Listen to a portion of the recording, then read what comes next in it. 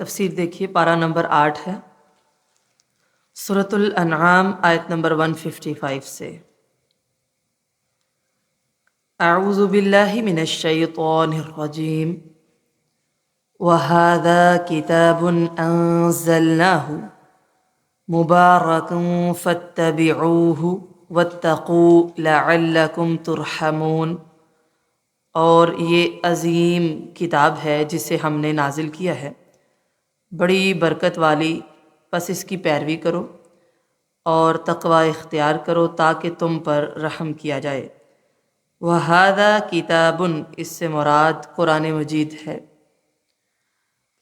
یہ اشارہ ہے اس بات کی طرف کہ اگرچہ وہ صفات تورات میں تھیں جو ہم نے کل پڑھی تھیں، لیکن قرآن مجید اس سے زیادہ جلیل القدر، عظیم المرتبت اور دنیاوی اور اخروی منافع کے اعتبار سے یہ ایک بابرکت کتاب ہے، اس لیے مسلمانوں اب اس کی اتباع کرو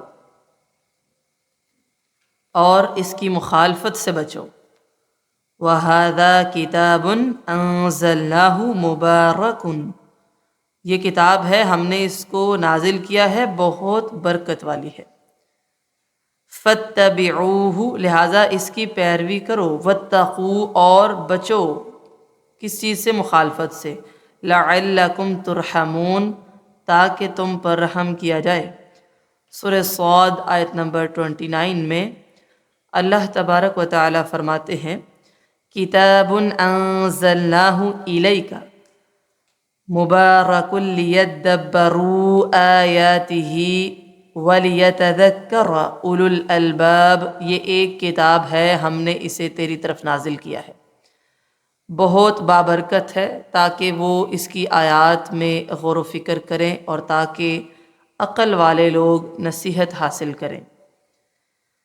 اسی طرح سورۃ النمل آیت نمبر 76 اور 77 میں اللہ تعالیٰ ارشاد فرماتے ہیں، ان ھذا القرآن یقص علی بنی اسرائیل اکثر الذی ہم فیہ یختلفون وانہ لہدی ورحمۃ للمؤمنین، بے شک یہ قرآن بنی اسرائیل کے سامنے اکثر وہ باتیں بیان کرتا ہے جن میں وہ اختلاف کرتے ہیں، اور بے شک وہ یقیناً ایمان والوں کے لیے سراسر ہدایت اور رحمت ہے۔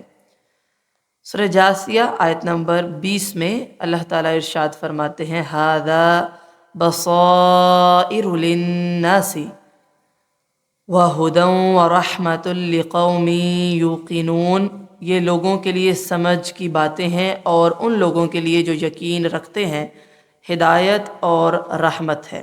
یعنی یہ کتاب بابرکت بھی ہے، ہدایت بھی اور رحمت بھی ہے۔ یہ کتاب ہے جس کو ہم نے نازل کیا، بہت بابرکت ہے، اس کی پیروی کرو اور تقوی اختیار کرو تاکہ تم پر رحم کیا جائے۔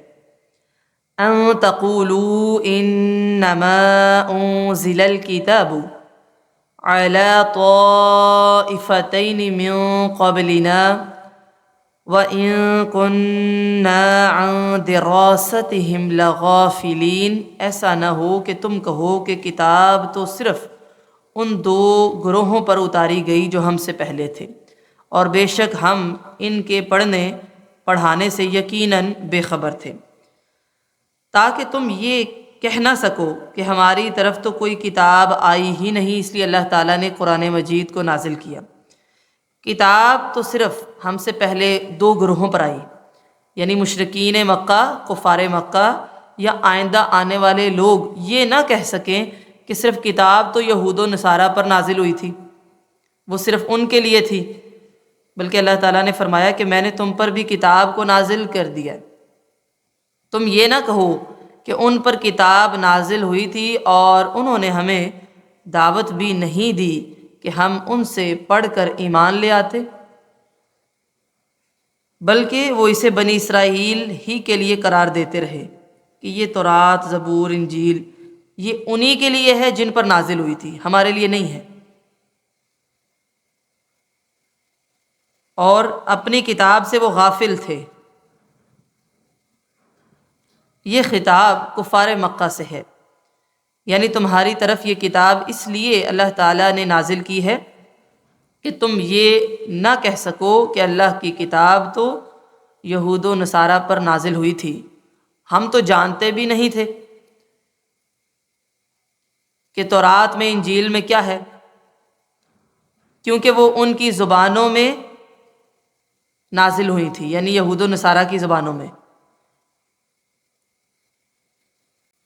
او تقولوا لو انا انزل علینا الکتاب لکنا اہدی منہم فقد جاءکم بینۃ من ربکم وہدی ورحمہ فمن اظلم ممن کذب بآیات اللہ وصدف عنها سنجزی الذین یصدفون عن آیاتنا سوء العذاب بما كانوا یصدفون۔ ایک اعتراض یہ تم نہ کرو کہ یہ کتاب ہم پر نازل ہی نہیں ہوئی، یہ تو بنی اسرائیل کی زبان میں آئی تھی تورات، اس لیے اللہ تعالیٰ نے قرآن کو نازل کیا۔ یا پھر یہ کہو کہ اگر واقع ہم پر کتاب اتاری جاتی تو ہم ان سے زیادہ ہدایت والے ہوتے۔ تو اللہ تعالیٰ فرما رہے ہیں جو میں نے کتاب یعنی قرآن مجید کا نزول کیا ہے نا، اس کی کچھ وجوہات ہیں، اگر میں یہ نہ کرتا تو تم اس طرح اعتراض کرتے۔ پہلا اعتراض یہ کہ تورات اور انجیل ہماری زبان میں آئی نہیں، جس گروہ کی طرف آئی ہے انہی کے لیے ہے۔ دوسرا اعتراض یہ تم یہ کہتے اگر ہم پر کتاب اتاری جاتی تو ہم زیادہ ہدایت والے ہوتے۔ او تقولوا لو انا انزل علینا الکتاب لکنا اہدی منہم، اگر اللہ تعالیٰ ہمیں کوئی کتاب دیتا تو ہم زیادہ ہدایت یافتہ ہو جاتے، لہٰذا تمہارے رب کی طرف سے تمہارے پاس ایک روشن دلیل آئی، ہدایت آئی، رحمت آئی، جس کو ہم قرآن کہتے ہیں۔ پھر اس سے زیادہ ظالم کون ہے جو اللہ کی آیات کو جھٹلائے اور ان سے کنارہ کرے۔ سنجزی الذین یصدفون عن آیاتنا سوء العذاب بما كانوا یصدفون، ان قریب ہم ان لوگوں کو جو ہماری آیات سے کنارہ کرتے ہیں برے عذاب کی جزا دیں گے، اس کے بدلے جو وہ کنارہ کرتے رہے ہیں۔ تو اللہ تعالیٰ نے کفار مکہ کے تمام جو عذر تھے ان کو ختم کر دیا اور فرمایا تمہارے پاس ایک روشن دلیل آئی ہے۔ بینۃ کہتے ہیں روشن دلیل، اس سے مراد قرآن مجید ہے، جو صرف ہدایت اور رحمت ہی نہیں ہے بلکہ اپنے سچے ہونے کی واضح اور روشن دلیل بھی ہے، اور یہ صرف عربوں کے لیے نہیں ہے بلکہ قیامت تک کے تمام لوگوں کے لیے اور تمام اقوام کے لیے ہے کہ وہ اس سے فائدہ اٹھا سکتے ہیں۔ اور اس سے بڑا کون ظالم ہوگا جو اللہ کی آیات کو پھر بھی جھٹلاتا ہے اور ان سے کنارہ کرتا ہے۔ ان قریب وہ وقت بھی آ جائے گا کہ جو لوگ جھٹلاتے ہیں اور کنارہ کرتے ہیں ان کو جب عذاب نظر آئے گا اور بدلہ ملے گا تو معلوم ہو جائے گا کہ حق کیا تھا اور باطل کیا۔ یعنی اللہ تعالیٰ نے تمام جو عذر تھے ان کو ختم کر دیا کہ وہ کوئی عذر پیش نہیں کر سکتے۔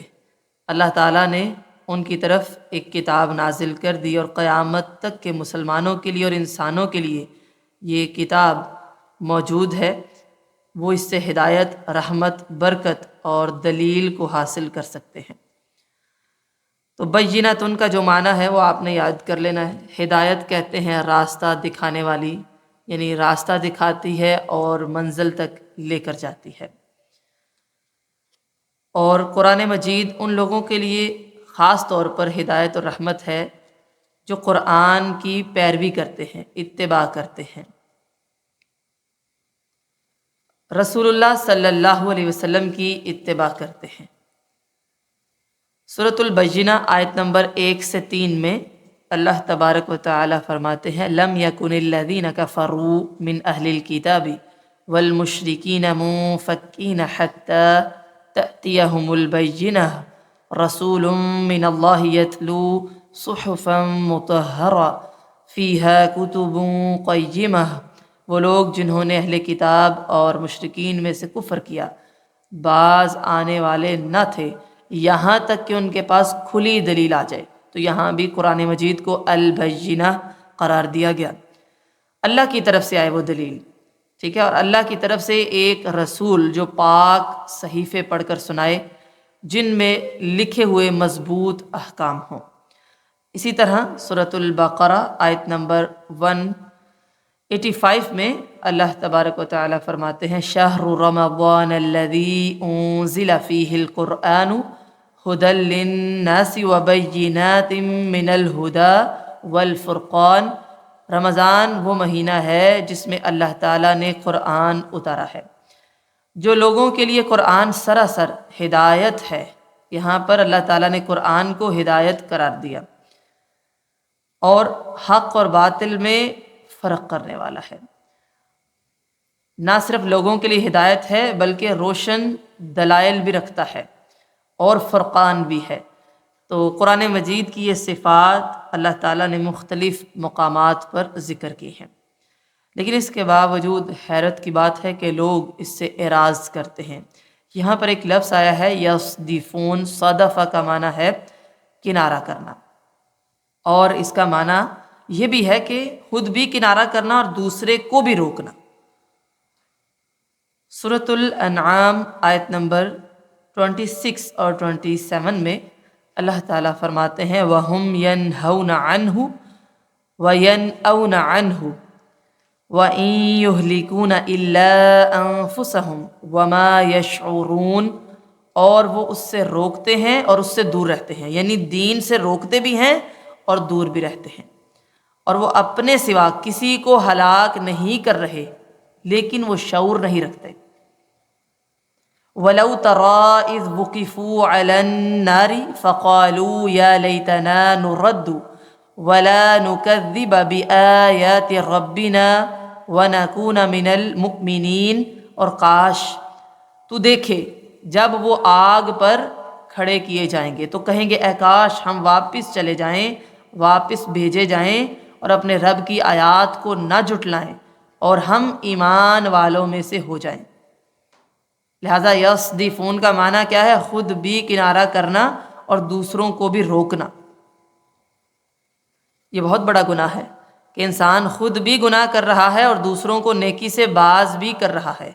سورۃ النحل آیت نمبر 88 میں اللہ تبارک و تعالیٰ فرماتے ہیں الذین کفروا وصدوا عن سبیل اللہ زدناہم عذابا فوق العذاب بما كانوا یفسدون، وہ لوگ جنہوں نے کفر کیا اور اللہ کی راہ سے روکا ہم انہیں عذاب پر عذاب دیں گے اس کے بدلے میں جو وہ فساد کیا کرتے تھے۔ لہٰذا یہ جو کنارہ کشی اختیار کرنا ہے اور دوسروں کو روکنا ہے یہ بہت بڑا ظلم ہے، اور اس کی وجہ سے دگنا عذاب ہوگا ان کو۔ هل ينظرون إلا أن تأتيهم الملائكة أو يأتي ربك أو يأتي بعض آيات ربك يوم يأتي بعض آيات ربك لا ينفع نفسا إيمانها لم تكن آمنت من قبل أو كسبت في إيمانها خيرا قل انتظروا إنا منتظرون۔ وہ اس کے سوا کس چیز کا انتظار کر رہے ہیں کہ ان کے پاس فرشتے آئیں یا پھر تیرا رب آئے یا تیرے رب کی کوئی نشانی آئے؟ جس دن تیرے رب کی کوئی نشانی آئے گی کسی شخص کو اس کا ایمان فائدہ نہ دے گا جو اس سے پہلے ایمان نہ لایا تھا یا اپنے ایمان میں کوئی نیکی نہ کمائی تھی۔ کہہ دیجیے انتظار کرو، بے شک ہم بھی منتظر ہیں۔ کفار پر اسلام کے حق ہونے کے دلائل تو پوری طرح سے واضح ہو چکے تھے کہ اسلام ہی حق ہے اور قرآن مجید اللہ کی طرف سے نازل کی ہوئی کتاب ہے، مگر وہ صرف لاجواب کرنے کے لیے ایسی چیزیں دکھانے کا مطالبہ کرتے رہتے تھے جن کا دنیا میں ہوتے ہوئے دکھایا جانا ممکن ہی نہیں۔ کیونکہ ان کے آنے کے بعد اپنے اختیار سے غیب پر ایمان کا موقع ہی باقی نہیں رہتا، نہ ان کے آنے کے بعد کسی کی مجال ہے کہ وہ ایمان نہ لائے، مگر اس وقت ایمان لانے کا کچھ فائدہ نہیں۔ ان کے جو مطالبات تھے قرآن مجید میں اللہ تعالیٰ نے مختلف مقامات پر ان کا ذکر بھی کیا ہے۔ سورہ بنی اسرائیل آیت نمبر 90 سے 93 میں اکٹھے 9 ان کے جو مطالبات ہیں وہ پیش کیے گئے ہیں، جن میں نہایت گستاخی والے طریقے کے ساتھ انہوں نے مطالبہ کیا ہے کہ یا پھر اللہ تعالیٰ ہمارے سامنے آ جائے یا پھر فرشتے آ جائیں، ٹھیک ہے۔ جیسے سورہ بنی اسرائیل آیت نمبر 92 میں آتا ہے او تأتی باللہ والملائکۃ قبیلا، یا تو اللہ اور فرشتوں کو ہمارے سامنے لے آ، ٹھیک ہے۔ یہ ایک بہت گستاخی والا مطالبہ تھا کہ دنیا کے اندر رہتے ہوئے وہ کہتے ہیں ہم اسلام پر ایمان اس وقت لائیں گے جب اللہ تعالیٰ ہمارے سامنے آئے یا پھر فرشتے ہمارے سامنے آئیں۔ سورہ فرقان میں بھی ایسے ہی ایک مطالبے کا ذکر اللہ تعالیٰ نے فرمایا ہے۔ سورہ فرقان آیت نمبر 21 میں لولا انزل علینا الملائکۃ او نرى ربنا، کہ ہم پر فرشتے کیوں نہیں اتارے گئے یا ہم اپنے رب کو دیکھ لیتے۔ اس مقام پر اللہ تعالیٰ فرماتے ہیں کہ ان پر حجت تو پوری ہو چکی، یعنی سورۃ الانعام آیت نمبر 157 میں اللہ تعالیٰ فرماتے ہیں فقد جاءکم بینۃ من ربکم وہدی ورحمہ۔ اب دلیل کی تو ان کو ضرورت ہی نہیں، نہ مطالبے کی، کیونکہ اللہ تعالیٰ نے حجت پوری کر دی ہے، اپنا ایک خاص پیغام ان کے نام بھیج دیا ہے جس کو قرآن مجید کہتے ہیں، جو آپ صلی اللہ علیہ وسلم کا کھلا معجزہ ہے، روشن دلیل ہے، ہدایت اور رحمت ہے۔ اب اس کے سوا ان کو کس چیز کا انتظار ہے کہ ان کے پاس فرشتے آئیں یا پھر تیرا رب خود آئے یا پھر تیرے رب کی کوئی نشانی آئے؟ لیکن یاد رہے فرشتے آئے تو موت یا پھر عذاب لے کر آئیں گے، فرشتے ایسے نہیں آتے۔ پھر ایمان کی مہلت ان کو نہیں ملے گی کہ فرشتے دیکھنے کے بعد وہ کہیں کہ ہم ایمان لے آئے، نہیں۔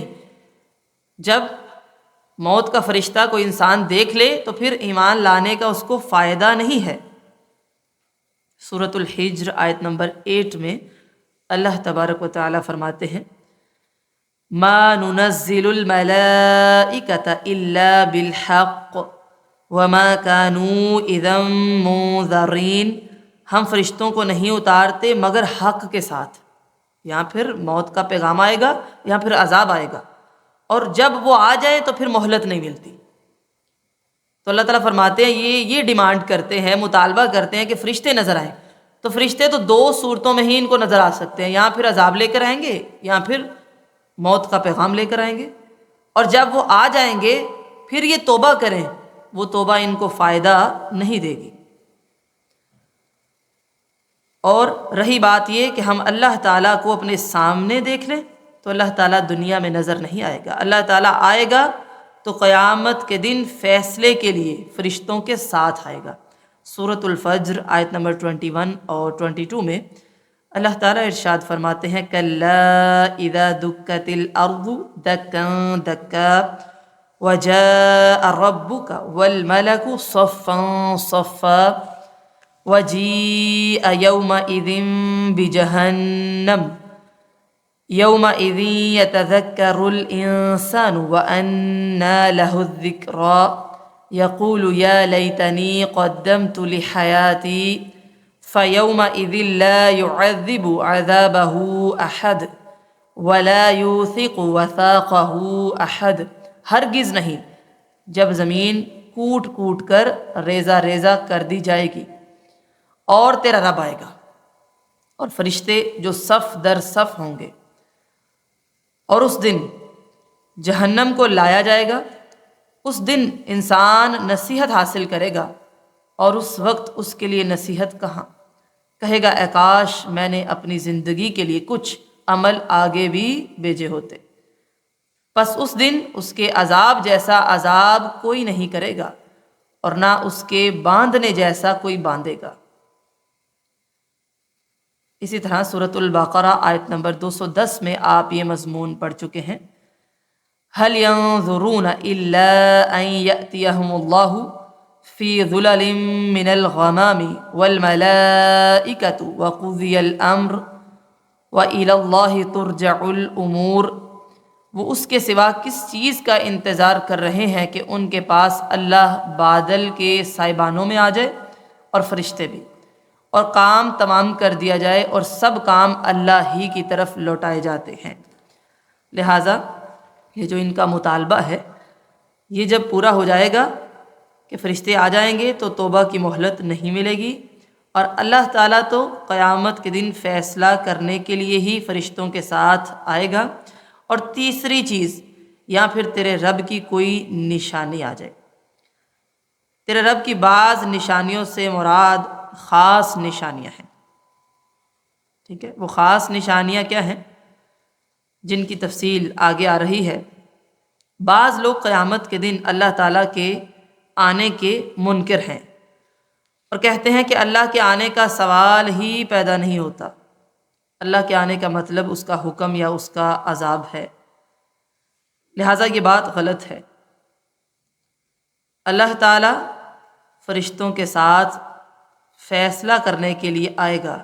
وَجَاءَ رَبُّكَ وَالْمَلَكُ صَفًّا صَفًّا، یہ اللہ تعالیٰ نے وضاحت کے ساتھ قرآن مجید میں ارشاد فرما دیا ہے۔ اب یہ جو تیسری چیز ہے کہ تیرے رب کی کوئی نشانی آ جائے، اس سے مراد صحیح احادیث کے مطابق قیامت کے قریب نمودار ہونے والی چند نشانیاں ہیں، جن میں سے سب سے پہلے ظاہر ہونے والی نشانی سورج کا مغرب کی طرف سے طلوع ہونا ہے۔ جب ایسا ہو جائے گا پھر توبہ کی مہلت نہیں ملے گی۔ حضرت ابو ہریرہ رضی اللہ تعالیٰ عنہ روایت کرتے ہیں کہ رسول اللہ صلی اللہ علیہ وسلم نے فرمایا، قیامت قائم نہیں ہوگی یہاں تک کہ سورج اپنے مغرب سے طلوع ہوگا۔ جب لوگ اسے دیکھیں گے تو جو بھی زمین پر ہوں گے ایمان لے آئیں گے۔ یہ وہ وقت ہوگا جب کسی جان کو اس کا ایمان فائدہ نہیں دے گا جو اس سے پہلے ایمان نہ لائی ہوگی۔ بخاری کی روایت ہے، یعنی اس سے پہلے ہی اب ایمان لانا ہے کہ اللہ تعالیٰ کے سامنے حاضر ہونے سے پہلے، فرشتوں کے نزول سے پہلے، اور قیامت کی یہ نشانیاں پوری ہونے سے پہلے۔ اگر اس سے پہلے ایمان نہ لائے تو اس وقت ایمان لانا کوئی فائدہ نہ دے گا۔ اسی طرح مسلم کی روایت ہے، رسول اللہ صلی اللہ علیہ وسلم نے فرمایا، 3 نشانیاں جب ظاہر ہوں گی تو کسی شخص کو اس کا ایمان فائدہ نہ دے گا جو اس سے پہلے ایمان نہ لایا تھا، یا پھر اس نے اپنے ایمان میں کوئی نیکی نہ کمائی تھی۔ نمبر 1 سورج کا مغرب سے طلوع ہونا، نمبر 2 دجال کا آنا، نمبر 3 زمین سے جانور کا نکلنا۔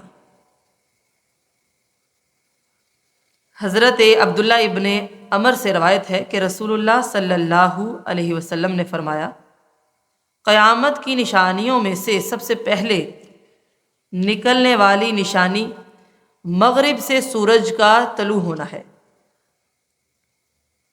اور زمین سے ایک جانور کا دوپہر کے وقت لوگوں کے سامنے نکلنا ہے۔ یہ مسلم کی روایت ہے۔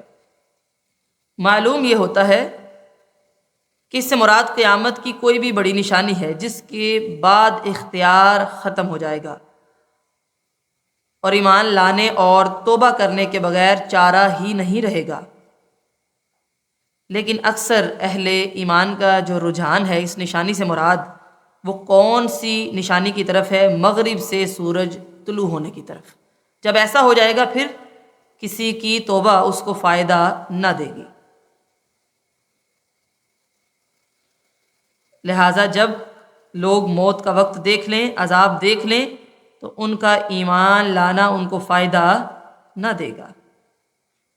سورہ مؤمن آیت نمبر 85 میں اللہ تبارک و تعالیٰ فرماتے ہیں، فَلَمْ يَكُ يَنفَعُهُمْ إِيمَانُهُمْ لَمَّا رَأَوْا بَأْسَنَا، پھر یہ نہ تھا کہ ان کا ایمان انہیں فائدہ دیتا جب انہوں نے ہمارا عذاب دیکھ لیا۔ ترمذی کی روایت ہے کہ اللہ تعالیٰ بندے کی توبہ اس وقت تک قبول کرتا ہے جب تک اس کا نزع کا وقت شروع نہ ہو۔ اس سے پہلے اس کے پاس ٹائم ہے کہ وہ توبہ کر لے۔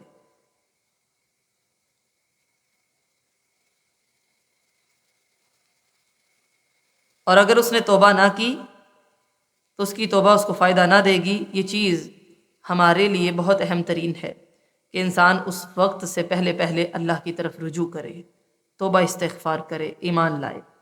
اور پھر کہا قُلِ انتظروا اِنَّا مُنتظرون، کہہ دیجئے انتظار کرو، بے شک ہم بھی منتظر ہیں۔ یہ کافروں کے لیے شدید وعید ہے، اور تمام ان لوگوں کے لیے زبردست وعید ہے جو اپنے ایمان اور توبہ کو مؤخر کر دیتے ہیں کہ چلو بعد میں توبہ کر لیں گے، بعد میں نیک ہو جائیں گے۔ کہا کس وقت کا تم انتظار کرتے ہو؟ اور اگر انتظار ہی کرنا ہے ٹھیک ہے، تم بھی انتظار کرو اور ہم بھی انتظار ہی کر رہے ہیں۔ سورہ محمد آیت نمبر 18 میں اللہ تبارک و تعالیٰ فرماتے ہیں فَهَلْ يَنظُرُونَ إِلَّا السَّاعَةَ أَن تَأْتِيَهُمْ بَغْتَةً فَقَدْ جَاءَ أَشْرَاطُهَا فَأَنَّىٰ لَهُمْ إِذَا جَاءَتْهُمْ ذِكْرَاهُمْ، تو وہ کس چیز کا انتظار کر رہے ہیں سوائے قیامت کے کہ وہ ان پر اچانک آ جائے؟ بس یقیناً اس کی نشانیاں تو آ چکی ہیں، پھر ان کے لیے ان کی نصیحت کیسے ممکن ہوگی جب وہ ان کے پاس آ جائے گی؟ اللہ تعالیٰ نے ڈرایا ہے، خبردار کیا ہے کہ نشانیاں تو آ چکی ہیں، جب قیامت آ جائے گی تو نصیحت پھر کیا فائدہ دے گی؟ ان الذین فرقوا دینہم وکانوا شیعا، وہ لوگ جنہوں نے اپنے دین کو جدا جدا کر لیا اور کئی گروہ بن گئے۔ لست منہم فی شیء، آپ کسی چیز میں بھی ان سے نہیں۔ انما امرہم الی اللہ ثم ینبئہم بما کانوا یفعلون، ان کا معاملہ تو اللہ ہی کے حوالے ہے، وہ اللہ ہی انہیں بتائے گا جو کچھ وہ کیا کرتے تھے۔ یعنی اصل دین جو ہے نا وہ شروع سے ایک تھا، جس کی بنیاد اللہ کی توحید، عقیدہ آخرت، انبیاء پر ایمان اور انبیاء کی اطاعت، یہی تھی۔ اصل دین ایک ہی تھا۔ آپ صلی اللہ علیہ وسلم کی آمد پر اللہ تعالیٰ نے قیامت تک ہر شخص کے لیے آپ پر ایمان لانا اور آپ کے طریقے پر چلنا لازم قرار دے دیا ہے۔ اب جو شخص بھی کوئی جدا راستہ اختیار کر کے الگ گروہ بنائے، خواہ وہ مشرک ہو، یہودی ہو، عیسائی ہو، تو اللہ تعالیٰ اپنے نبی صلی اللہ علیہ وسلم کو حکم دے رہے ہیں کہ آپ ان سے بری ذمہ ہیں، آپ کا ان سے کوئی تعلق ہی نہیں، آپ کسی چیز میں بھی ان سے نہیں ہیں، یعنی آپ کا ان سے تعلق نہیں ہے۔ اس طرح آپ کی امت میں اسلام قبول کرنے کے بعد جو لوگ اللہ اور اس کے رسول کے احکام یعنی قرآن و سنت کے علاوہ کوئی نیا طریقہ یعنی بدعت اختیار کر کے اپنا الگ گروہ بنا لے، آپ ان سے بھی بری ذمہ ہیں، آپ کا ان سے کوئی تعلق نہیں۔ اصل دین تو شروع سے ایک ہے، سب کا ایک ہی ہے، اور وہ ہے اسلام۔ جیسے کہ رسول اللہ صلی اللہ علیہ وسلم نے فرمایا، بخاری کی روایت ہے، انبیاء اللاتی بھائیوں کی طرح ہیں کہ ان کی مائیں شریعت مختلف ہیں اور دین ایک ہے، یعنی ایک باپ اور مختلف ماؤں کی اولاد کو کہتے ہیں اللاتی، ٹھیک ہے۔ تو اللہ تعالیٰ نے قرآن مجید میں فرقہ بندی سے منع کیا ہے، بلکہ حکم دیا ہے کہ قرآن و سنت کو مضبوطی سے تھاما جائے۔ سورہ آل عمران آیت نمبر 103 میں آپ پڑھ چکے ہیں، وَاعْتَصِمُوا بِحَبْلِ اللَّهِ جَمِيعًا وَلَا تَفَرَّقُوا، سب مل کر اللہ کی رسی کو مضبوطی سے پکڑ لو اور جدا جدا نہ ہو جاؤ۔ اسی طرح سورہ آل عمران آیت نمبر 105 میں بھی آپ یہ مضمون پڑھ چکے ہیں، وَلَا تَكُونُوا كَالَّذِينَ تَفَرَّقُوا وَاخْتَلَفُوا مِن بَعْدِ مَا جَاءَهُمُ الْبَيِّنَاتُ وَأُولَئِكَ لَهُمْ عَذَابٌ عَظِيمٌ، اور ان لوگوں کی طرح نہ ہو جاؤ جو الگ الگ ہو گئے اور ایک دوسرے کے خلاف ہو گئے، اس کے بعد کہ ان کے پاس واضح احکام آ چکے۔ یہ لوگ وہ لوگ ہیں جن کے لیے بہت بڑا عذاب ہے۔ پھر اسی طرح سورۃ البقرہ آیت نمبر 213 میں آپ یہ مضمون پڑھ چکے ہیں۔ اللہ تبارک و تعالی ارشاد فرماتے ہیں کان الناس امۃ واحدہ، لوگ ایک ہی امت تھے۔ فبعث اللہ النبیین مبشرین ومنذرین، پھر اللہ نے نبی بھیجے خوشخبری دینے والے اور ڈرانے والے۔ وانزل معهم الکتاب بالحق لیحکم بین الناس فیما اختلفوا فیہ وما اختلف فيه إلا الذين أوتوه من بعد ما جاءتهم البينات بغيا بينهم فهدى الله الذين آمنوا لما اختلفوا فيه من الحق بإذنه والله يهدي من يشاء إلى صراط مستقيم۔ لوگ ایک ہی امت تھے، اللہ تعالیٰ نے نبی بھیجے خوشخبری دینے والے اور ڈرانے والے، اور ان کے ہمراہ حق کے ساتھ کتاب بھی نازل کی، یعنی انبیاء کے ساتھ اللہ تعالیٰ نے کتاب کا بھی نزول کیا تاکہ وہ لوگوں کے درمیان ان باتوں کا فیصلہ کرے جن میں لوگوں نے اختلاف کیا تھا، اور اس میں اختلاف انہی لوگوں نے کیا جنہیں وہ دی گئی تھی، حالانکہ ان کے پاس واضح دلائل آ چکے تھے، اس کے باوجود وہ اختلاف کرتے تھے۔ وجہ کیا تھی؟ ضد، عناد، بغض۔ پھر جو لوگ ایمان لائے، اللہ نے انہیں اپنے حکم سے حق میں سے اس بات کی ہدایت دی جس میں انہوں نے اختلاف کیا تھا۔ اللہ تعالیٰ نے ان کو راستہ دکھا دیا کہ حق کیا ہے، اور اللہ جسے چاہتا ہے سیدھے راستے کی طرف ہدایت دیتا ہے۔ یعنی معلوم ہوا کہ دین تو پہلے ایک ہی تھا، پھر لوگوں نے الگ الگ گروہ بنا لی۔ لہٰذا آج بھی فرقہ بندی اگر چھوڑنی ہے تو اس کا طریقہ کار کیا ہے کہ قرآن و سنت کو مضبوطی سے تھاما جائے۔ نبی مکرم صلی اللہ علیہ وسلم نے فرمایا، ابو داود کی روایت ہے، یاد رکھو تم سے پہلے اہل کتاب 72 فرقوں میں بٹ گئے تھے، اور یہ امت 73 فرقوں میں تقسیم ہو جائے گی۔ 72 آگ میں جائیں گے اور ایک جنت میں جائے گا، اور وہ جماعہ ہے۔ ٹھیک ہے، تو صحابہ کرام نے پوچھا کہ اللہ کے رسول صلی اللہ علیہ وسلم وہ کون ہیں جو جنت میں جائیں گے؟ ترمذی کی روایت ہے۔ تو نبی مکرم صلی اللہ علیہ وسلم نے فرمایا، ما انا علیہ و اصحابی، وہ جو اس طریقے پر قائم رہیں گے جو میرے اور میرے صحابہ کی سنت ہے۔ لہٰذا پیروی کس طریقے کی کرنی ہے؟ قرآن و سنت کی، اللہ تعالیٰ کے احکام کی اور رسول اللہ صلی اللہ علیہ وسلم کے فرمان کی۔ ابھی آپ ریسنٹلی ایک آیت پڑھ کے آئے ہیں، سورۃ الانعام آیت نمبر 153 میں اللہ تعالیٰ فرماتے ہیں، وَأَنَّ هَذَا صِرَاطِي مُسْتَقِيمًا فَاتَّبِعُوهُ وَلَا تَتَّبِعُوا السُّبُلَ فَتَفَرَّقَ بِكُمْ عَن سَبِيلِهِ ذَلِكُمْ وَصَّاكُمْ بِهِ لَعَلَّكُمْ تَتَّقُونَ۔ یہ کل ہی آپ نے لیسن پڑھا ہے، اور یہ کہ بے شک میرا راستہ سیدھا ہے، وہ ہے صراط مستقیم، اس پر چلو، اور جو دوسرے راستے ہیں ان پر نہ چلو، وہ تمہیں صراط مستقیم کے راستے سے جدا کر دیں گے۔ یہ اللہ کی طرف سے تاکیدی حکم ہے جو اس نے تمہیں دیا ہے تاکہ تم پرہیزگار بن جاؤ۔ اس آیت نے ہمیں یہ سمجھایا ہے کہ اگر ہم فلاح چاہتے ہیں، کامیابی چاہتے ہیں، تو ہمیں قرآن و سنت کو مضبوطی سے تھامنا ہے۔ من جاء بالحسنة فله عشر امثالها ومن جاء بالسيئة فلا يجزى الا مثلها وهم لا يظلمون۔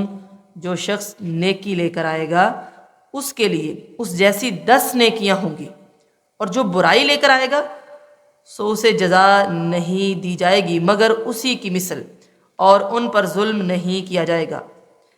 اب اللہ تعالیٰ نے ڈرانے کے ساتھ ہی خوشخبری دے دی ہے۔ کہ اللہ تعالیٰ نیکی کرنے والوں پر اپنا فضل کرتا ہے اور برائی کرنے والوں پر عدل اور انصاف قائم کرتا ہے۔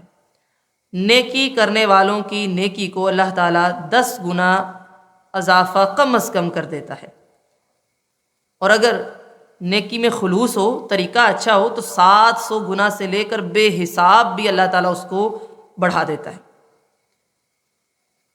جیسا کہ آپ پیچھے سورۃ البقرہ آیت نمبر 261 میں ایک مضمون پڑھ کے آئے تھے، جس میں اللہ تعالیٰ فرماتے ہیں ان لوگوں کی مثال جو اللہ کے راستے میں خرچ کرتے ہیں ایک دانے کی مثال کی طرح ہیں، جس نے 7 خوشے اگائے، ہر خوشے میں 100 دانے ہیں۔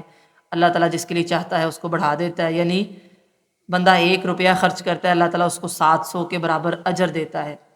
لہٰذا یہ اللہ تعالیٰ کا فضل ہے۔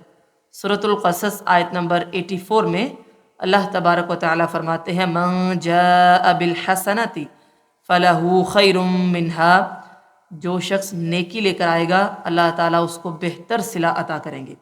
تو یہ اللہ تعالیٰ کی بہت بڑی رحمت ہے، اور 700 گنا سے لے کر اللہ تعالیٰ نیکیوں کو بے حساب بھی بڑھا دیتا ہے۔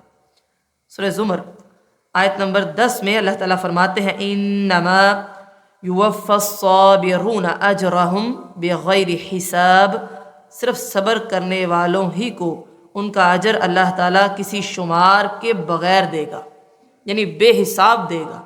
بعض نیکیاں ایسی ہیں کہ ان کا اجر بے حساب ہوگا۔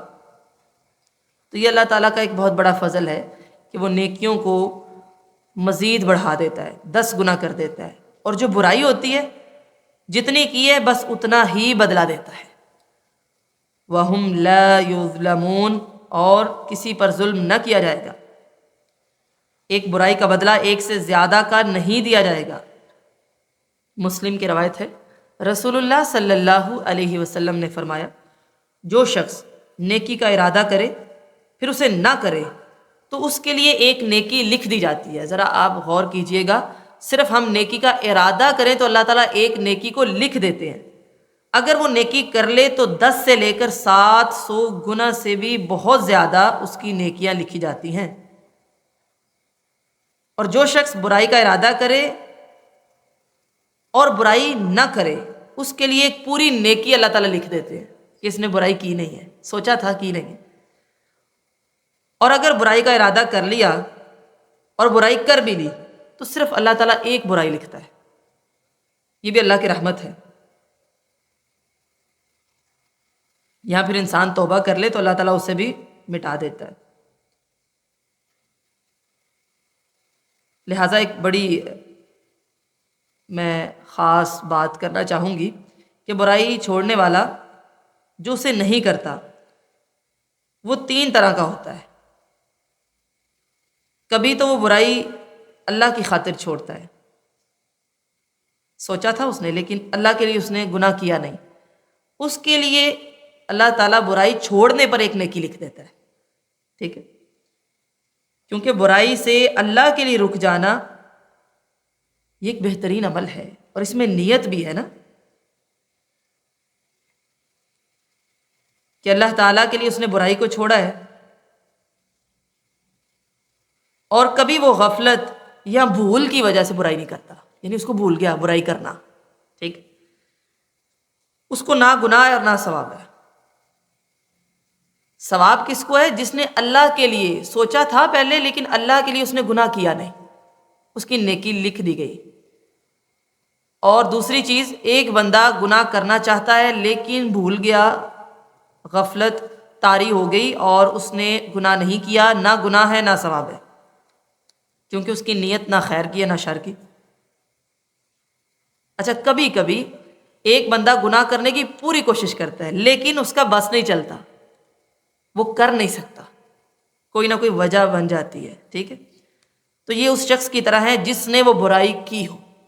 بعض دفعہ لوگ گناہ کی نیت کرتے ہیں اور گناہ ان کا دل ہوتا ہے کہ ہم کریں، کوئی مسئلہ بن گیا اور وہ کر نہیں سکے، لہٰذا ان کے لیے وہ برائی لکھی جائے گی کیونکہ ان کی نیت پکی ہے، ٹھیک ہے؟ جیسے مسلم کی روایت ہے، رسول اللہ صلی اللہ علیہ وسلم نے فرمایا جب 2 مسلمان اپنی تلواریں لے کر ایک دوسرے کے مقابلے میں آئیں تو قاتل اور مقتول دونوں آگ میں جاتے ہیں، جس نے مارا وہ بھی، جو مر گیا وہ بھی۔ تو صحابہ کرام نے پوچھا اللہ کے رسول علیہ السلام، قاتل کی تو سمجھ آ گئی نا، مقتول تو مر گیا نا، وہ کیوں آگ میں جائے گا؟ تو کہا وہ بھی نیت کر کے بیٹھا تھا کہ میں نے قتل کرنا ہے۔ سمجھ آ گئی بات کی؟ لہٰذا گناہ چھوڑنا ہے تو کس وجہ سے؟ اللہ کی خاطر۔ اور یہ آیت آپ نے ہائی لائٹ کرنی ہے، اللہ تعالیٰ کا خاص فضل ہے کہ اللہ تعالیٰ ہماری نیکیوں کو کس طرح بڑھا دیتا ہے اور ہمارے جو گناہ ہیں ان کو بڑھاتا نہیں ہے۔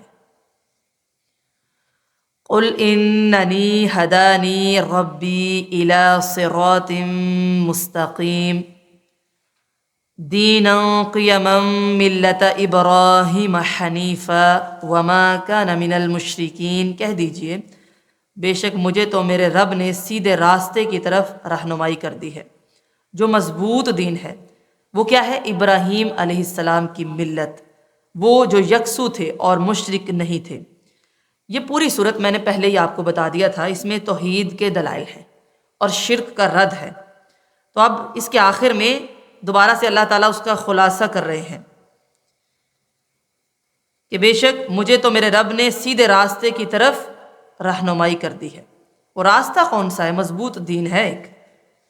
قیامن، یہ قیامن کے معنی میں مصدر ہے جسے مبالغے کے لیے دین کی صفت قرار دیا ہے، جیسے زید عدل، یعنی زید بہت عادل ہے، یعنی مکمل عادل ہے مضبوطی کے اعتبار سے بھی۔ تو قیامن اس کا معنی کیا ہوا؟ یہ دین نہایت قائم، مضبوط اور سیدھا ہے۔ کون سا دین؟ ابراہیم علیہ السلام کی ملت، ان کا طریقہ۔ اس آیت میں مشرکین مکہ اور یہود و نصارہ کا رد کیا گیا ہے، جو اس گمان میں مبتلا تھے کہ ہم سارے دین ابراہیم پر ہیں۔ تو اللہ تعالیٰ نے رسول اللہ صلی اللہ علیہ وسلم کو حکم دیا کہ آپ ان سے کہہ دیجئے تمہارا دعویٰ غلط ہے، دین ابراہیم تو دین اسلام ہے۔ اللہ تعالیٰ نے جس دین کو اپنے مخلص بندوں کے لیے پسند فرمایا ہے اور جس پر میں یعنی محمد رسول اللہ صلی اللہ علیہ وسلم قائم ہوں، اور ابراہیم علیہ السلام کا طریقہ مضبوط طریقہ، یکسو تھے اور مشرک نہیں تھے۔ سورۃ البقرہ آیت نمبر 130 میں آپ یہ مضمون پڑھ چکے ہیں، وَمَن يَرْغَبُ عَن مِّلَّةِ إِبْرَاهِيمَ إِلَّا مَن سَفِهَ نَفْسَهُ، اور ابراہیم علیہ السلام کی ملت سے اس کے سوا کون بے رغبتی کرے گا جس نے اپنے آپ کو بے وقوف بنا لیا، یعنی مشرک بے وقوف ہوتا ہے۔ سورہ آل عمران آیت نمبر 67 میں آپ یہ مضمون پیچھے پڑھ چکے ہیں۔ اللہ تبارک و تعالی ارشاد فرماتے ہیں، ما کان ابراہیم یہودیا ولا نصرانیا ولکن کان حنیفا مسلما وما کان من المشرکین۔ ابراہیم علیہ السلام نہ یہودی تھے اور نہ عیسائی، بلکہ یکسو تھے، فرما بردار تھے اور مشرک نہیں تھے۔ تو اصل دین کیا ہے؟ مضبوط دین جو اسلام ہے، ابراہیم علیہ السلام کی ملت ہے، جو یکسو تھے یعنی ایک ہی طرف تھے، اللہ کی طرف، اور مشرک نہیں تھے۔ قل ان صلاتی ونسکی ومحیای ومماتی للہ رب العالمین۔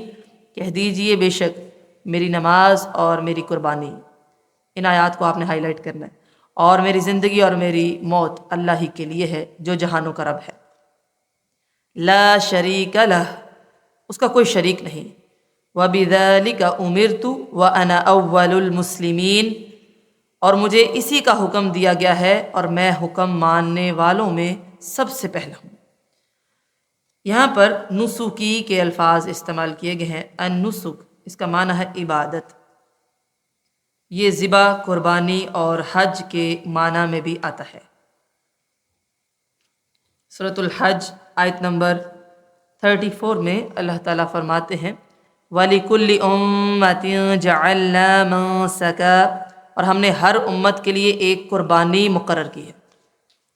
اسی طرح سورۃ البقرہ آیت نمبر 128 میں ابراہیم علیہ السلام نے جو دعا کی تھی، وَأَرِنَا مَنَاسِكَنَا، یعنی اللہ ہمیں ہماری عبادت یعنی حج کے طریقے سکھا دے۔ تو معلوم ہوا کہ نسک سے مراد عبادت ہے، قربانی، ذبح اور حج کا طریقہ بھی مراد ہے۔ الصلاۃ قلبی، زبانی اور جسم کے تمام اعضاء کی عبادت کا مجموع ہے نماز۔ نماز قلبی، زبانی اور جسم کے تمام اعضاء کی عبادت کا مجموعہ ہے۔ جسم سے تو آپ ایک ایکشن کرتے ہیں، پرفارم کر رہے ہوتے ہیں، زبان سے آپ ادا کرتے ہیں، دل سے آپ کو معلوم ہونا چاہیے کہ آپ کیا کہہ رہے ہیں، تب یہ مقصد پورا ہوتا ہے۔ محیای و مماتی، یہ مصدر بھی ہو سکتے ہیں اور ظرف زمان بھی، یعنی مشرکین اور یہود و نصارہ کی قلبی، زبانی اور جسمانی عبادات مثلاً قیام، رکوع، سجود، یہ سب غیر اللہ کے لیے تھی۔ اسی طرح ان کی قربانیاں، زندگی اور موت کا وقت سب انہی کی نظر تھا، یعنی غیر اللہ کی نظر تھا۔ ہاں کبھی کبھی اللہ تعالیٰ کو بھی وہ شریک کر لیتے تھے، یعنی شامل کر لیتے تھے، تو فرمایا ان سے صاف کہہ دیجئے کہ میرا تو یہ سب کچھ صرف اللہ ہی کے لیے ہے، اس کا کوئی شریک نہیں۔ لا شریک لہ، اس کا کوئی شریک نہیں ہے، مجھے یہی حکم ہے، اور سب سے پہلے میں اپنے آپ کو ایک اللہ کے سپرد کرنے والا ہوں، اور میں اسی کا فرما بردار ہوں۔ میرا جینا، میرا مرنا صرف اللہ رب العالمین کے لیے ہے۔ سورہ ذاریات آیت نمبر 56 میں اللہ تعالیٰ ارشاد فرماتے ہیں وَمَا خَلَقْتُ الْجِنَّ وَالْإِنسَ إِلَّا لِيَعْبُدُونَ، اور میں نے جنوں کو اور انسانوں کو پیدا نہیں کیا مگر صرف اس لیے کہ وہ میری ہی عبادت کرے۔ حکم ہی یہ ہے، صرف عبادت اللہ کی، یہی توحید کا خلاصہ ہے۔ فَصَلِّ لِرَبِّكَ وَانْحَرْ، سورہ کوثر آیت نمبر 2 میں آپ پڑھتے ہیں نا، بس آپ اپنے رب کے لیے نماز پڑھیے اور قربانی کیجیے۔ سورہ زمر آیت نمبر 11 اور 12 میں اللہ تبارک و تعالی ارشاد فرماتے ہیں قُلْ إِنِّي أُمِرْتُ أَنْ أَعْبُدَ اللَّهَ مُخْلِصًا لَهُ الدِّينَ، کہہ دیجئے بے شک مجھے حکم دیا گیا ہے کہ میں اللہ ہی کی عبادت کروں، اس حال میں کہ دین کو اسی کے لیے خالص کرنے والا ہوں۔ وَأُمِرْتُ لِأَنْ أَكُونَ أَوَّلَ الْمُسْلِمِينَ، اور مجھے حکم دیا گیا ہے کہ میں ماننے والوں میں سے پہلا بنوں۔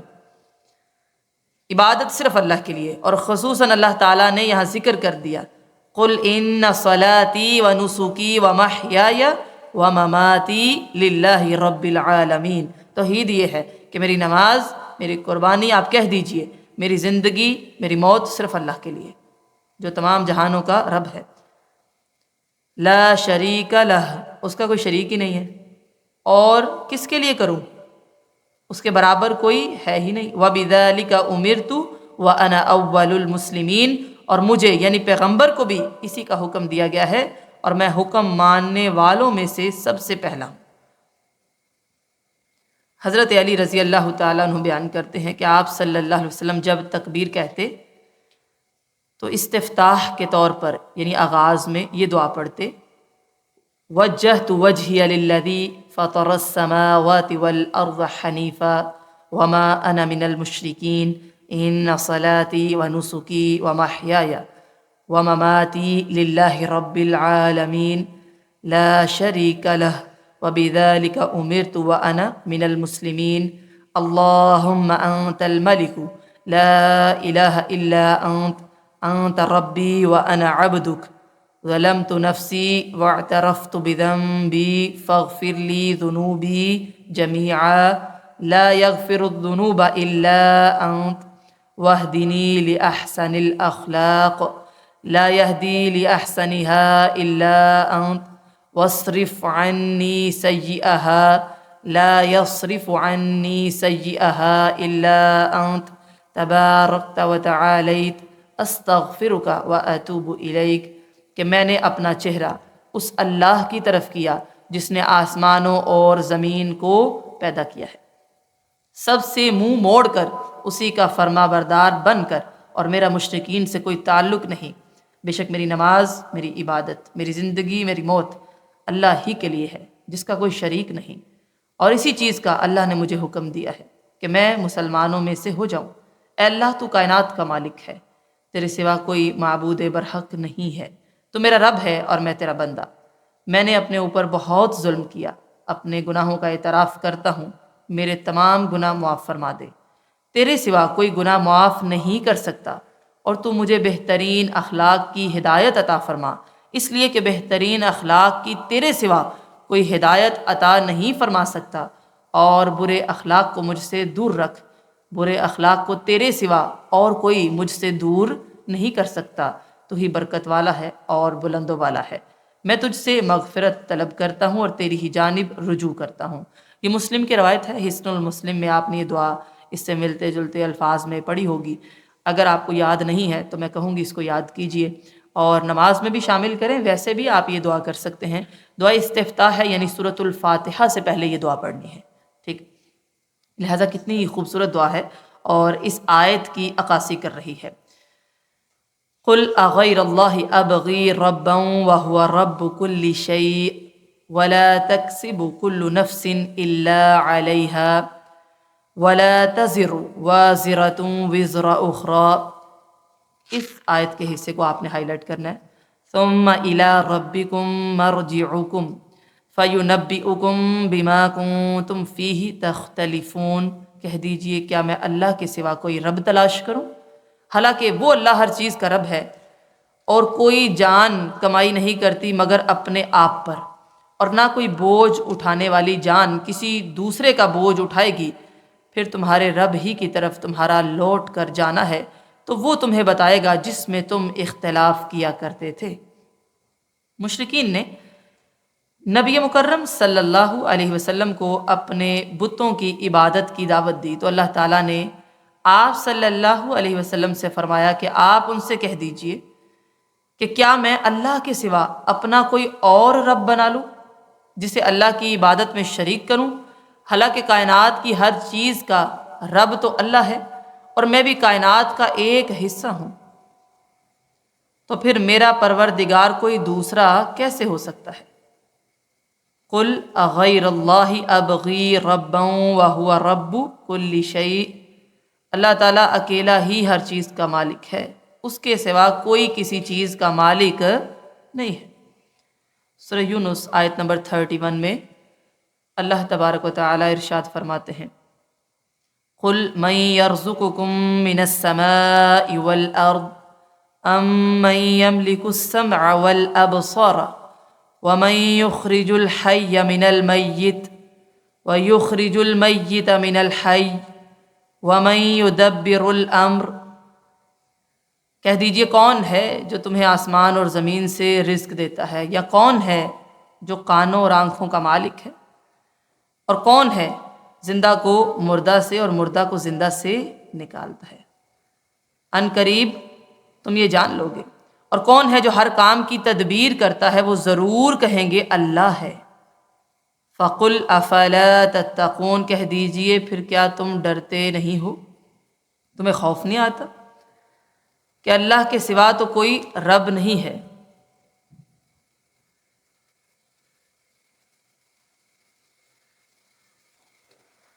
وَلَا تَكْسِبُ كُلُّ نَفْسٍ إِلَّا عَلَيْهَا، یعنی قیامت کے دن لوگوں کو ان کے اعمال کے مطابق بدلہ دیا جائے گا، اگر اعمال اچھے ہوئے تو اچھا صلہ ملے گا، اعمال برے ہوئے تو برا ہی صلہ ملے گا، لہٰذا یہ بڑی اہم ترین بات ہے کہ جیسے اعمال ہوں گے ویسا ہی انجام ہوگا۔ سورہ حامیم السجدہ آیت نمبر 46 میں اللہ تبارک و تعالیٰ ارشاد فرماتے ہیں، من عمل صالحا فلنفسہ ومن اساء فعلیہا، جس نے نیک عمل کیا اس کے اپنے لیے، جس نے برائی کی اس کا وبال بھی اسی کی جان پر ہوگا۔ ولا تزر وازرۃ وزر اخری، اس آیت کے حصے کو میں نے کہا کہ ہائی لائٹ کیجئے گا کہ کسی کے گناہ کا بوجھ کوئی دوسرا نہیں اٹھا سکے گا۔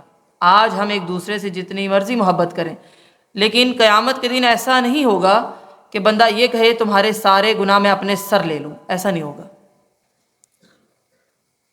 لہٰذا آیت کا یہ حصہ ہمیں ہلانے کے لیے کافی ہے کہ محاسبہ کرنا چاہیے انسان کو، کہ جب اپنے اپنے اعمال کا جواب خود دینا ہے تو پھر تیاری بھی خود کرنا ضروری ہے۔ ثم الی ربکم مرجعکم فَيُنَبِّئُكُم بِمَا كُنتُمْ فِيهِ تَخْتَلِفُونَ، یعنی تم اپنی جگہ عمل کرتے رہو، ہم اپنے دین کے مطابق عمل کرتے رہیں گے، پھر تم بھی اللہ کی بارگاہ میں پیش کیے جاؤ گے اور ہم بھی، اور وہ ہمیں اور تمہیں جن باتوں میں اختلاف تھا ان کے بارے میں سب کچھ بتا دے گا۔ سورۃ الحج آیت نمبر 69 میں اللہ تبارک و تعالی ارشاد فرماتے ہیں، اللہ یحکم بینکم یوم القیامت فیما کنتم فیہ تختلفون، اللہ تعالیٰ قیامت کے دن تمہارے درمیان اس کے بارے میں فیصلہ کرے گا جس میں تم اختلاف کیا کرتے تھے۔ وَهُوَ الَّذِي جَعَلَكُمْ خَلَائِفَ الْأَرْضِ وَرَفَعَ بَعْضَكُمْ فَوْقَ بَعْضٍ دَرَجَاتٍ لِيَبْلُوَكُمْ فِي مَا آتَاكُمْ إِنَّ رَبَّكَ سَرِيعُ الْعِقَابِ وَإِنَّهُ لَغَفُورٌ رَحِيمٌ، اور وہی ہے جس نے تمہیں زمین کا جانشین بنایا اور تمہارے بعض کو بعض پر درجوں میں بلند کیا تاکہ وہ ان چیزوں میں تمہاری آزمائش کرے جو اس نے تمہیں دی ہیں، بے شک تیرا رب بہت جلد سزا دینے والا ہے، اور بے شک وہ یقیناً بے حد بخشنے والا نہایت مہربان ہے۔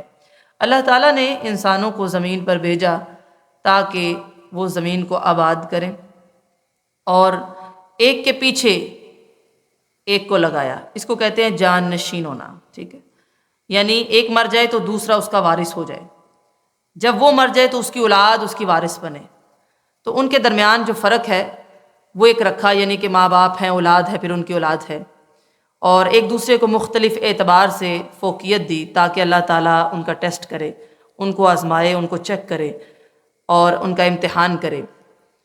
جیسے کہ مالدار سے قیامت کے دن اللہ تعالیٰ یہ سوال کرے گا کہ کیا اس نے شکر ادا کیا، اسی طرح جو فقیر ہے اللہ تعالیٰ اس سے سوال کرے گا کیا اس نے صبر کیا، یعنی ہر ایک کا جو امتحان ہے وہ مختلف ہے، وہ سیم نہیں ہے۔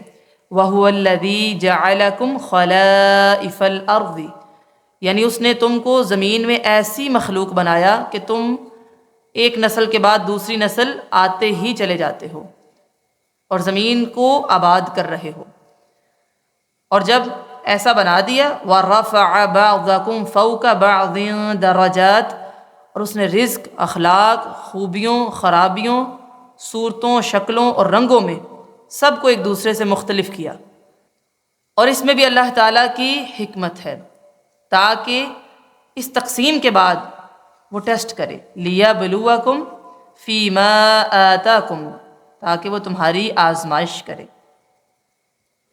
کہ جس طرح اس نے تم پر انعام کیا ہے تم نے شکر ادا کیا، اگر کچھ نہیں ملا تو صبر کیا۔ رسول اللہ صلی اللہ علیہ وسلم نے فرمایا، بے شک دنیا شیریں ہے، سرسبز اور شاداب ہے، اللہ تعالیٰ اس میں تمہیں ایک دوسرے کے بعد بھیجنے والا ہے اور وہ یہ دیکھنے والا ہے کہ تم کیا عمل کرتے ہو، بس دنیا سے بچ جاؤ اور عورتوں سے بچ جاؤ، کہ بنی اسرائیل کا پہلا فتنہ عورتوں کے بارے میں تھا، یہ مسلم کی روایت ہے۔ تو دنیا میں ہم کیوں آئے ہیں؟ ایک دوسرے کے بعد جو اللہ تعالیٰ نے اقتدار بخشا ہے یا ایک دوسرے کا جان نشین اور وارث بنایا ہے، اس کی وجہ کیا ہے؟ مختلف اللہ تعالیٰ نے صلاحیتیں دی ہیں، مختلف درجے دیے ہیں، فضیلتیں دی ہیں، بعض کو بعض پر زیادہ فوقیت دی ہے، اس کی وجہ کیا ہے؟ کہ اللہ تعالیٰ ہمارا امتحان کرنا چاہتا ہے ہر حال میں، چاہے خوشی ہے یا غم ہے۔ رسول اللہ صلی اللہ علیہ وسلم نے فرمایا، بنی اسرائیل میں 3 شخص تھے، ایک کوڑی، دوسرا اندھا اور تیسرا گنجا تھا۔ اللہ تعالیٰ نے چاہا کہ ان کا امتحان لے، چنانچہ اللہ تعالیٰ نے ان کے پاس ایک فرشتہ بھیجا، وہ پہلے اس کوڑی کے پاس آیا اور اس سے پوچھا کہ تمہیں سب سے زیادہ کیا چیز پسند ہے؟ اس نے جواب دیا کہ اچھا رنگ ہو، اچھی چمڑی ہو، کیونکہ مجھ سے لوگ نفرت کرتے ہیں۔ فرشتے نے اس پر اپنا ہاتھ پھیرا تو اس کی بیماری دور ہو گئی اور وہ ٹھیک ہو گیا، اس کا رنگ بھی خوبصورت ہو گیا اور چمڑی بھی پہلے سے اچھی ہوگی۔ فرشتے نے پوچھا کس طرح کا مال تم زیادہ پسند کرو گے؟ اس نے کہا اونٹ، یا پھر اس نے گائے کہی، تو اس نے اس کو وہ جانور بھی دے دیے۔ چنانچہ وہ جانور یعنی مونس جو تھا، مونس جانور، وہ حاملہ ہو گئی اور پھر اللہ تعالیٰ نے اس میں برکت دی اور اس کا ایک مکمل ریوڑ بن گیا۔ پھر فرشتہ گنجے کے پاس آیا، اس سے پوچھا تمہیں کیا چیز پسند ہے؟ اس نے کہا عمدہ بال۔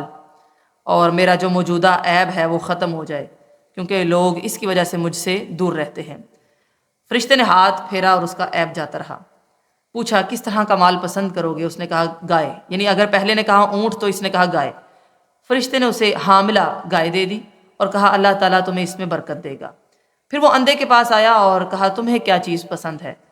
اس نے کہا اللہ تعالیٰ مجھے آنکھوں کی روشنی دے دے تاکہ میں لوگوں کو دیکھ سکوں۔ اس نے ہاتھ پھیرا فرشتے نے تو اللہ تعالیٰ نے اس شخص کی بینائی واپس کر دی۔ فرشتے نے اس سے پوچھا کس طرح کا مال پسند کرو گے؟ اس نے کہا بکریاں۔ فرشتے نے اسے حاملہ بکری دے دی۔ تینوں جانوروں کے بچے پیدا ہوئے، یہاں تک کہ ان کی وادیاں بھر گئیں۔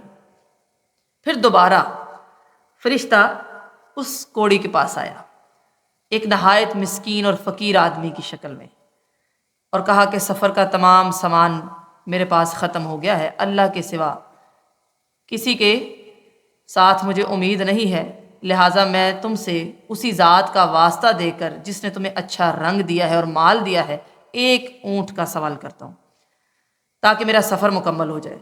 اس نے کہا میرے ذمے اور بہت سارے حقوق ہیں۔ فرشتے نے کہا غالباً میں تمہیں پہچانتا ہوں، کیا تمہیں بیماری نہیں تھی؟ لوگ تم سے گن کھاتے تھے اور پھر اللہ تعالیٰ نے تمہیں صحیح کر دیا۔ اس نے کہا یہ ساری دولت میرے باپ دادا سے چلی آ رہی ہے۔ فرشتے نے کہا اگر تم جھوٹے ہو تو اللہ تعالیٰ تمہیں تمہاری پہلی حالت پر لوٹا دے، اور وہ پہلی حالت پر واپس آ گیا۔ پھر فرشتہ گنجے کے پاس آیا اور کہا کہ میں ایک مسکین آدمی ہوں تو میری مدد کر دو۔ اس نے بھی ایسا ہی کچھ جواب دیا کہ یہ دولت میرے پاس پہلے سے ہی تھی۔ فرشتے نے اس سے بھی یہی کہا کہ اللہ تعالیٰ تمہیں تمہاری حالت پر واپس لوٹا دے اگر تم جھوٹ بول رہے ہو۔ وہ بھی واپس اسی حالت میں آ گیا۔ پھر وہ اس شخص کے پاس گیا جو اندھا تھا اور کہا کہ میں مسافر ہوں، مسکین ہوں، ایک بکری مانگتا ہوں جس سے میں اپنے سفر کی ضروریات پوری کر سکوں۔ اندھے نے جواب دیا کہ واقعی میں اندھا تھا، اللہ تعالیٰ نے مجھے اپنے فضل سے بینائی عطا فرمائی۔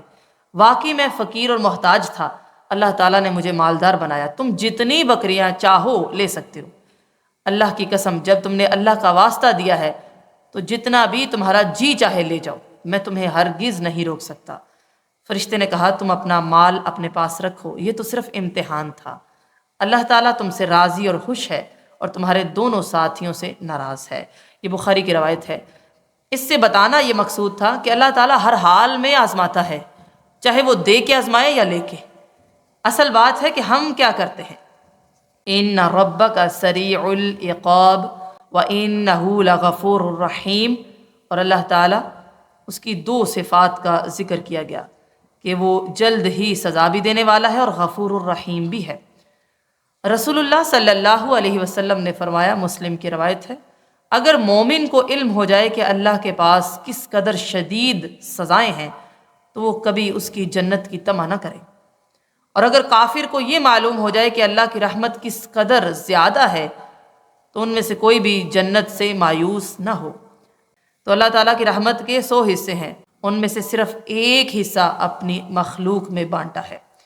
اسی کی وجہ سے مخلوق میں ایک دوسرے سے محبت پائی جاتی ہے، باقی 99 حصے اللہ ہی کے پاس ہیں۔ اسی طرح مسلم کی ایک اور روایت ہے، نبی مکرم صلی اللہ علیہ وسلم نے فرمایا جب اللہ تعالیٰ نے مخلوق کو پیدا فرمایا تو ایک کتاب میں جو اس کے پاس عرش کے اوپر ہے یہ لکھا کہ بے شک میری رحمت میرے غضب پر غالب ہے۔ لہٰذا یہ دونوں موقف ہمیں یاد رکھنے چاہیے، ان ربک سریع العقاب وانہ لغفور الرحیم۔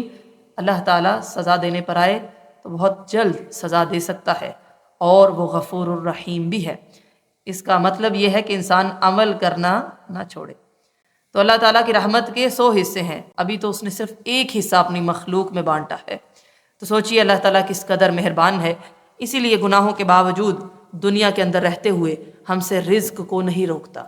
اولاد ہمیں دیتا ہے، خاندان ہمارے پاس ہیں، مال دیتا ہے، لیکن قیامت کے دن اللہ تعالیٰ اسی پر رحم کرے گا جس نے کم از کم کوشش تو کی ہو، عمل تو کیا ہو۔ اللہ تعالیٰ کہنے اور سننے سے زیادہ عمل کی توفیق عطا فرمائے۔ سبحانک اللہم وبحمدک، نشہد ان لا الہ الا انت، نستغفرک ونتوب الیک۔